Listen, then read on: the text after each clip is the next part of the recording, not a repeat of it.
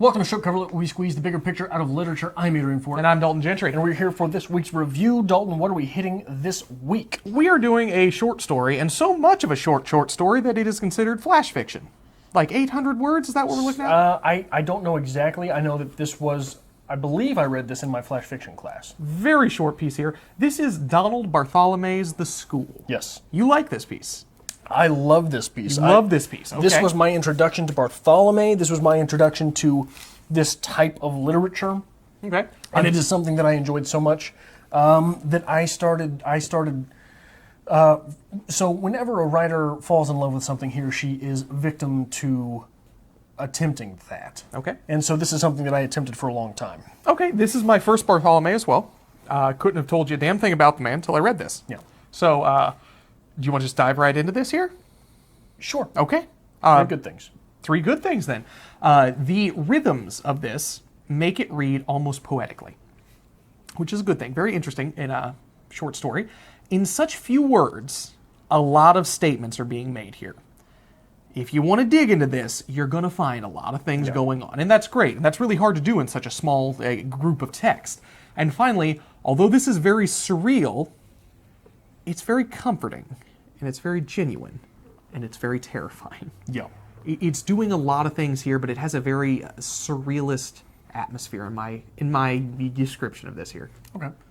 And I'll get into that. So the definition that you put of slipstream with the Saunders piece doesn't necessarily fit here because there's none of those extraordinary elements. No, there's no extraordinary here. This is like normal. But you were slipping into the stream of this writing. Yes, absolutely. You were so. accepting all of these extreme things that are being told you immediately. Yes. My three good things.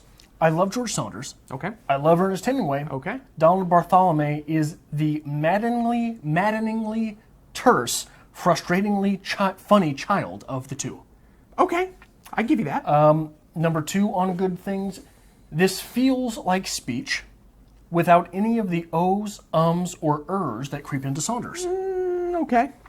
And three, this story is like humming down the highway in an 18-wheeler. It's fast and it's smooth enough that when that kid wanders into the middle of the highway, you know right then you're not going to feel a thing. Okay.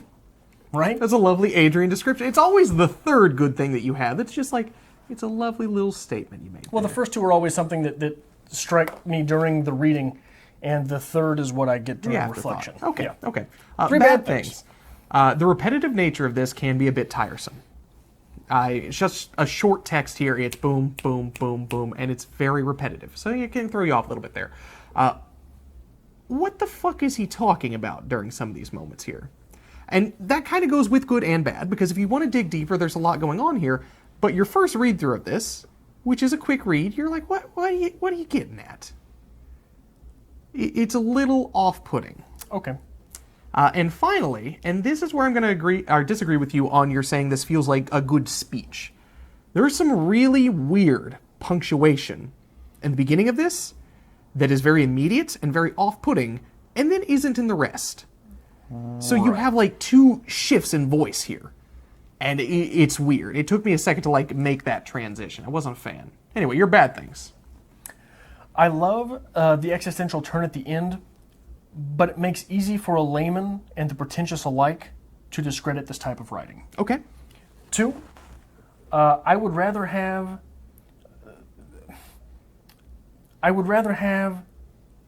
the implicit nature of tragedy gone undiscussed in the piece. Maybe. I'm not sure about that. That's something that I'm waffling at. Okay. And three, though it is superbly done, ending with an adverb makes me cringe violently. I'm sorry, I tried to dramatically turn the page and realized I couldn't. Cheered wildly. Okay, I was making sure. I had to check. I knew it was there, but I had to check. Do you have a quote for this piece? I do. There's not a lot of text to deal with here, but I think you can get a good quote out of this. Do you mind? Go ahead and start with this. Yeah. I had to get your permission first. And they said, "Is death that which gives meaning to life?" And I said, "No. Life is that which gives meaning to life." Then they said, "But isn't death considered such a fundamental datum that means by which the take..." What did I say? Datum. Datum, excuse me. Fundamental datum that means by which the taken for granted mundanity Of the everyday must be translated in the direction of? I said, yes, maybe. They said, we don't like it. I said, that's sound. I said, it's a bloody shame. I said, it is. Excuse me while I just tumble through that for a second. So the quote that stands out from, was that your own quote? That was my quote. Okay. I think that it is important, like you said, the beginning.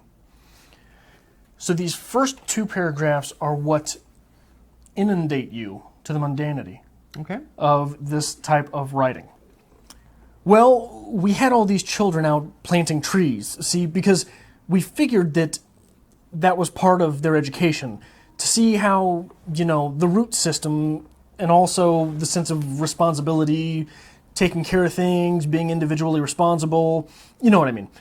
And the trees all died. They were orange trees. I don't know why they died. They just died. Something wrong with the soil possibly, or maybe the stuff we got from the nursery wasn't the best. We complained about it. So we've got 30 kids there. Each kid has his or her own little tree to plant, and we've got these 30 dead trees. All these kids looking at these little brown sticks. It was depressing. It wouldn't have been so bad, except that just a couple weeks before, the thing with the trees, the snakes all died. But I think that the snakes, well, the reason that the snakes kicked off was that, you remember, the boiler was shut down for 4 days because of the strike. And that was explicable. It was something you could explain to the kids because of the strike. I mean, none of their parents would let them cross the picket line, and they knew there was this strike going on and what it meant. So when things got started up again, we found the snakes. They weren't too disturbed. Okay. Once you've read that intro, good writing teaches you how to read it. Okay. You read that intro, and you know how to read the rest of the story. Okay. And I would like to point out, besides the fact that I cannot read or speak right now, that is exactly how that is written. With the punctuation, with the pauses, with the... That's... Yeah. It sounded good. It's all in there. Random interjection. You said this affected, a lot of your writing. Yes. Okay, we're going to talk later. I've read one of your pieces that I know this affected. Really? When I heard you read that, I knew where it was affected. Okay. So, good job. So, one quick thing. Okay. This Donald Barthelme belongs to a strange collection of writers. Ford, O'Connor, Updike. These are writers in a strange hell of not being old enough to be canon, not being new enough to be current, so you never hear about them. So I want to pay a little bit of homage to Donald Barthelme by shooting our review over to Monse from Monse's Manifesto, where we will get a bit of bio and history of Donald Barthelme. Monse? Thank you, Dalton and Adrian and Salty Dalty, for giving me the task of talking about a man I've never heard of before in my entire life.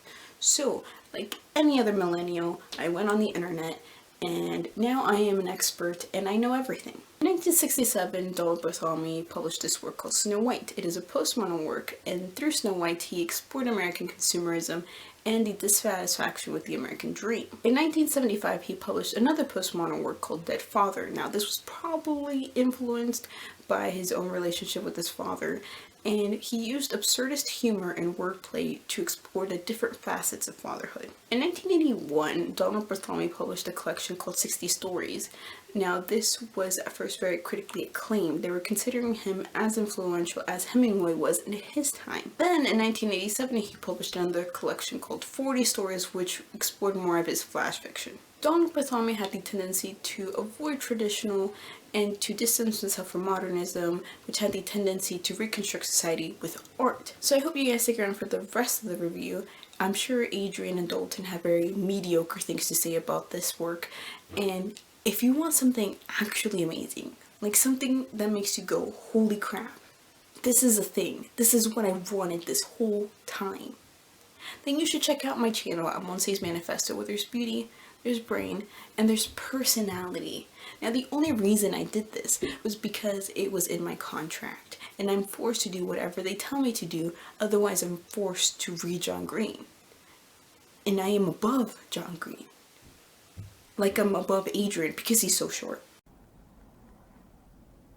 Thank you, Monse.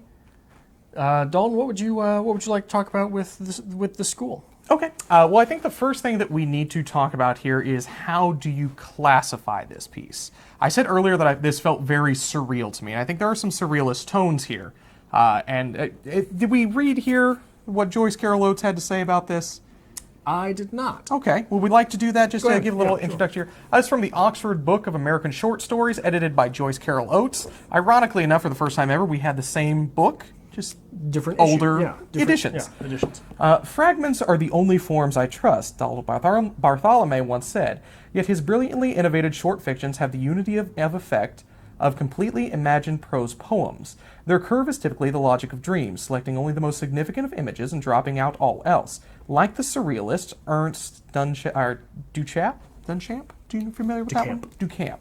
Ray and Magritte, who exercised a powerful influence upon his work, Barthelme's art is frequently the art of startling juxtapositions and collage. The school is an atypical Barthelme, risking sentiment, sweetness, sincerity, unmediated yearning. There are some surrealist tones with this here, because this feels very natural. This feels very real, but it is very odd. It is very odd. Okay. And I think that's a good thing. That really draws you into this captivates you. And I think if we want to move on to this a little bit more, if we want to talk as existentialist tones here, I know you mentioned that earlier, there's a lot of that going on as well here. How does that make you feel with this here? I think it's a necessary part of this piece, because without that little surreal oddness, this is flat. I'm interested to know where you're going with this. Okay. How do you mean? It's really the twist towards the end here. Because up until this point, the snakes died. The herb garden died. The gerbil died. The Korean dog kid died. died. The Korean kid died. Starts to get a little weird, and it just slowly starts to transcend into madness. And Slowly enough that you don't question it, but boldly enough that you know something is wrong. yes, and that's a great thing here. It gives that odd nature to this here. And we don't question why all these things are dying. And the narrator says, it's fine, this happened. He gives you an excuse for it, but you don't question it. Lulling you to sleep. Lulling you to sleep. And then we move a little bit further down. And these are his students talking to him. They said, will you make love now with Helen, our teaching assistant, so that we can see how it is done? We know you like Helen. There's that complete flip there. At that point, if you have not caught on to this, you're like, oh, that's a little strange now, isn't it? Where are we going with this? And I think that surrealist nature here is what makes that captivating, what makes this interesting, what keeps you stuck in this, whether you know you're stuck in this or not. And it's necessary. So what do you think this piece is about? What is this piece about if we're digging into it, or what is this about? Digging into it. I'm not sure if I have a great answer for you. Really? Is this the nature of all the things that you promise to children? Like everything's going to be fine. The world's a great place. Are we seeing a kind of a flipped reality here? In a mundane nature, yes, I believe so. Okay. But deeper than that. Take me deeper. What do you got? I think that this is clearly about religion. Okay. And for me, it becomes obvious with Edgar the dog. Okay. Who else's name is Edgar? Who else's name is Edgar?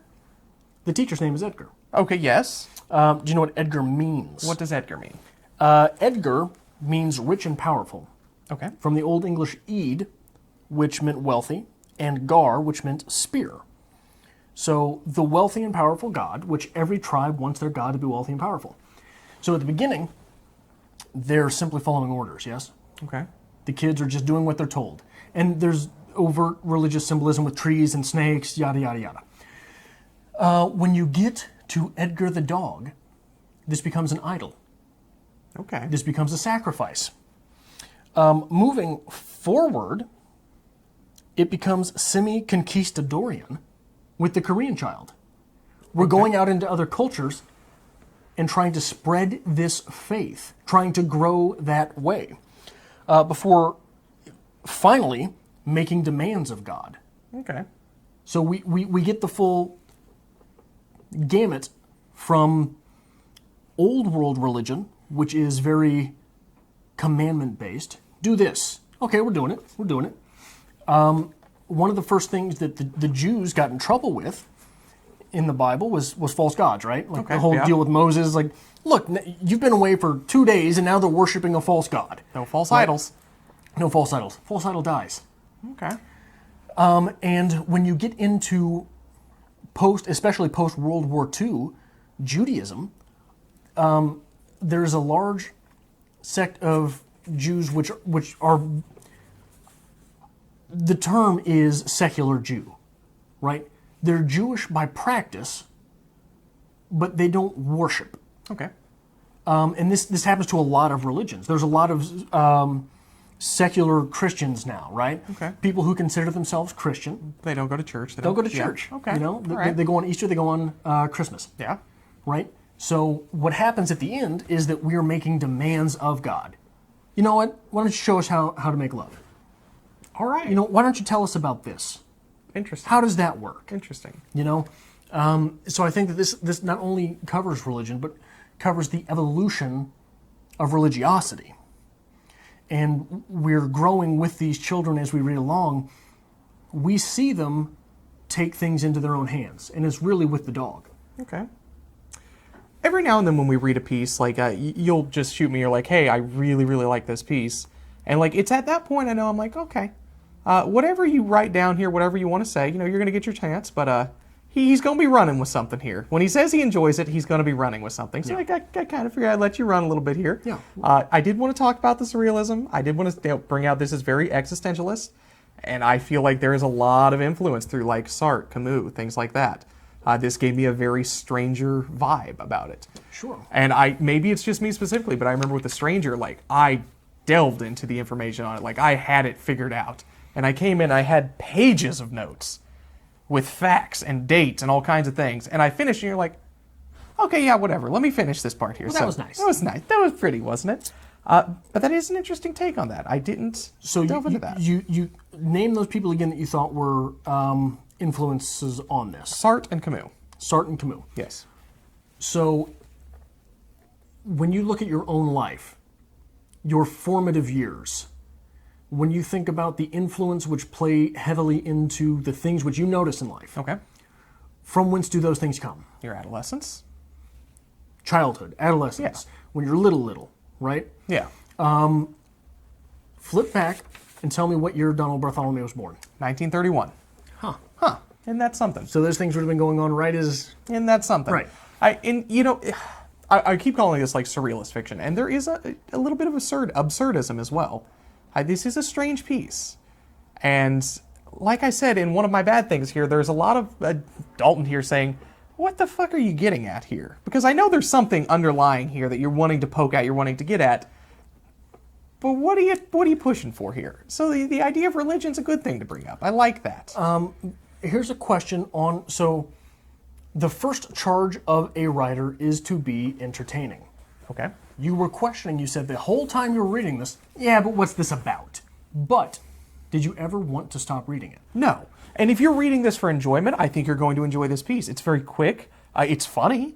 It is. It's funny by circumstance. But it's interesting as well. And if you really start poking at it here, I mean, you're going to get into this piece. And that's where you're going to find the trouble of like, what the fuck are you getting at here? Yeah. Beyond that, no, it's an entertaining read. And very quick. Very quick. And when you finished it, did you feel like you wanted to start it again? You almost have to. You almost have to. Because again, it's that last couple paragraph, that immediate shift that you get there, where it becomes so absurd and so surreal. It's kind of, you're taken aback by it. You're like, what? How did we get to this point? And upon the second reading, do you or do you not notice immediately how strange things are?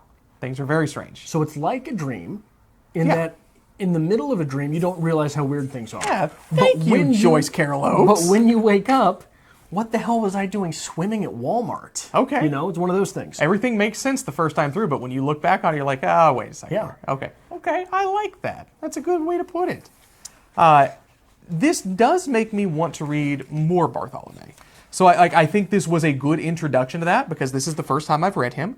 And my assumption is from what Joyce Carol Oates has given me here, similar. Have you read others?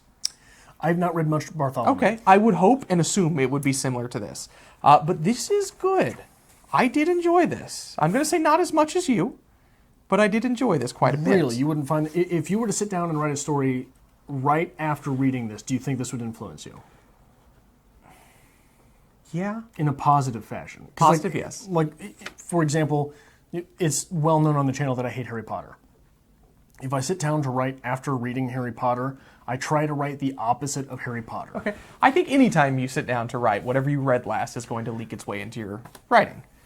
Because I mean, that's what you've been comfortable with, that's what you've been reading the last few days, that's what's fresh in your mind. Maybe on this one here? Only a maybe. It's very interesting with this, because like I said, in the very beginning of this, with the weird punctuation, which you said was a good thing, because it gives you a very speech vibe, the weird punctuation, the weird turns, and the repetitives, like, oh, well, this died. No big deal, it was this, but then this died. At first, I'm like, what the hell is this? This is not good. But you are right. It is that strange, surreal, dreamlike state that you just kind of glide through this. And when you think about it in the end, like, okay, never mind. It was. There's a lot there. Well, and I think, so Barthelme is so talented a writer that one of the things he's able to pull off is what I've heard described as that Americanism of repeating yourself. Okay. I can't remember where I read this. I can't remember how it was exactly put. But the very American way in which we repeat ourselves in a very American way. Basically like that. So we weren't... let me do it here. It happens every year. You just have to hurry past it. What was he talking about there? I can't even remember. The fish died. And he goes, the fish die every year. You just got to move past it. Okay. And then he moves right into... We weren't even supposed to have a puppy. We weren't supposed to have one. It was just a puppy. Yeah. Right. You know what's coming. Right. You know what's coming, but we've also got that two sentences back to back that are almost identical. Okay. We weren't even supposed to have a puppy. We weren't supposed to have one, but it was just a puppy. The Murdoch girl found. So that is something that roils under the surface of language, which we pick up on, but we do not notice. Okay. Right? Does that make any sense? It does. It taps into something primal in our communicative ability. But you're so used to it, you're almost desensitized to it. So You're completely desensitized to it, but what it does is it, again, lulls you to sleep. It does. It does indeed. And I think you just did it. It does. It does indeed. Right? Damn it. I hate you. Yeah. You keep creeping into me, Adrian. I don't like it. Creeping into me. We're going to move past that. Anyway, the realism that comes from this, it seems like a very capable, or a very true thing. Because if you're ever in a classroom, especially a classroom which we assume is with children, elementary school children perhaps, doesn't explicitly say, but that's the assumption, they're kids, there is always the class pet. And that's always a thing, man. The goldfish died. How do we explain that? The goldfish died, the hamster died. This is a real scenario. And that comforts you, and that makes you identify with this. This could have been any classroom, could have been your classroom. But it's that turn again that makes this great. Yeah. And it's... And I'm trying to figure out how to say this. You don't see it coming. You could not have seen it coming. No. But you knew something was. Okay. Is that fair to say? You are suspect that, I mean, it's not just going to end on a note of like, and everything died. Right. Okay. So you know something is coming. But the ending that you get... The existential claim... Yes. Is out of left field, if it may be said. Okay. The last paragraph here, I'm going to assume you have something to say on the last paragraph. Am I correct in that? No. What did you have? I just like to point out, like, I'm usually bitchy about my endings. I don't like the sudden ending. It didn't give me enough. It gave me too much. I didn't like it. This is really beautiful. It's nice. Read it. I said that they shouldn't be frightened, although I am often frightened, and that there was value everywhere. Helen came and embraced me. I kissed her a few times on the brow. We held each other. The children were excited. Then there was a knock on the door. I opened the door, and the new gerbil walked in. The children cheered wildly. It's a beautiful ending. And again, it's that strange nature of, it's very realistic. It's a thing. You know, he kissed his love of his life, and all the children clapped. It's very cliche. And you never question. And you never question why he opened the door and let the gerbil in. You never question how the gerbil knocked on the door. I didn't even question it until you just mentioned it. Yeah. So it's fun. It's a good piece. It really is. It's one of those ones that, like, the more you read it, the more it's going to piss you off. And the more bizarre it's going to become. Exactly. And the more expected that bizarre nature is. Maybe that's a good thing. I think it's a wonderful thing. I think it's a beautiful thing. Okay. And I think it's something that is absolutely transformative of the reading experience. Once you've read this, your reading experience will be different. Okay. From now on. Because this is a text which can, were I to have a classroom, I would bring this text in to teach expectation. Okay. Because what this trains you to do is expect something to happen. But you never go around and assume what it is. And then once you're expecting the unexpected, you don't question that a gerbil knocked on the door. All right. You don't even notice. No, I honestly didn't notice until you door. brought it out. There was a knock at the door, and I opened the door, and the new gerbil walked in. The gerbil knocked on the door. God damn it. Right. It's interesting. Yeah. Do you have anything else you want to break into this? I don't think so. I think this is so quick a piece that I think it deserves that type of review as well. Okay. Now, I know you're going to highball this one because I know you like this one. What did you give this? I only gave this 90 Korean orphans out of 100. I gave it 90 dead puppies. So I guess for once in life, we've agreed on something. Yeah. Okay. I wonder if this is the first time that's happened. Maybe? I don't know. I don't know either. I didn't do a lot of things for like a year and a half, so like my memory's gone at this Yeah. point. What would you recommend if you enjoyed this piece? I would recommend Al Rooston by George Saunders because it is a Okay. surprising type of fiction. It is, again, if you've read this piece, it is easy to see the George Saunders implications. Okay. I got a lot of the same vibes from what I recommended, and I did mention it before. I think you should read The Stranger, Albert Camus. I think you're going to get that surrealist vibe from that as well, the strange but the realistic, and maybe a little bit of the absurd as well. Okay. All right. So if you like this kind of thing, make sure you hit the love button. Go on. Why don't you just give me that in button there? I'm done with this. Make sure you and Helen hit the love button below. And let the gerbil in, for Christ's sake. Hit subscribe if you have not already done so. We plan on doing reviews for the foreseeable future or until Dalton leaves again. And we hope to see you next time on Stripped Coverlit.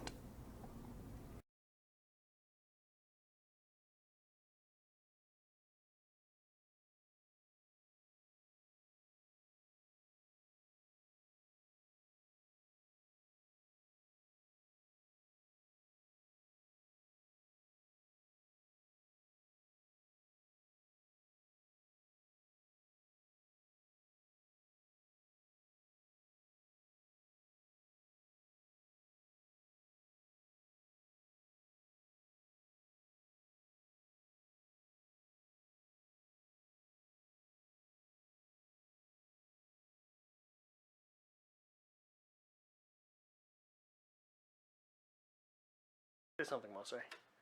Ernest Hemingway is the worst writer in the history of American literature. Your voice sucks. Yeah, I know. Hello, Strip Coverlit fans. Today I'm going to provide a mini bibliography on Donald Barthelme, who David Barthelme. In general, David Barthelme, biography on David Barthelme. If you want great analysis, personality, and amazingness, then go please subscribe to my channel, which is Monse's Manifesto, where nothing but awesome all the time. I know Strip Coverlit fans have been deprived from that. Don't worry, I'm here, I'm taking over, I'm already famous. Thank you guys so much for watching, and like I said, the guys at Strip Coverlit, you know they're fucking each other.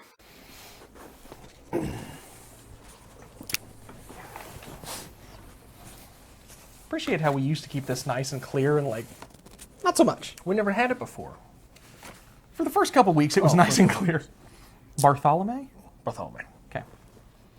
Thank you, Strip Coverlit, for that introduction. Now, it is within my contract to make these occasional appearances on their channel, and the reason why is because they know that with my presence, they will add a lot of quality to their channel. So in 1967, Donald Barthelme published this work called Snow White. It is a postmodern novel that uses Snow White to explore consumerism and the dissatisfaction with the American dream. In 1975, Donald Barthelme published another postmodern work called Dead Father, which was probably influenced by his own rocky relationship with his father, and this is using absurdist humor and wordplay to explore the different facets of fatherhood. In 1981, he published a collection called 60 Stories. Now, these were works that you could probably find in the New Yorker and had really great critical acclaim. They were comparing him as influential as Hemingway was in his time, which is a huge freaking deal. Then in 1987, he published another collection called 40 Stories, which focused more on his flash fiction. Donald Barthelme had the tendency to avoid the traditional and to distance himself from modernism, which had the tendency to reconstruct society with art. That was it for my cameo. I hope you enjoyed it. I hope I left a lot of Easter eggs, whatever those are. I really hope you guys check out my channel at Monse's Manifesto if you want personality, intellect, and beauty, which Strip Cover Lit lacks in all ways. So if you want to see a channel done well, then see mine, and I hope that they see it as a learning experience, because I also do it for them, not just the little people. One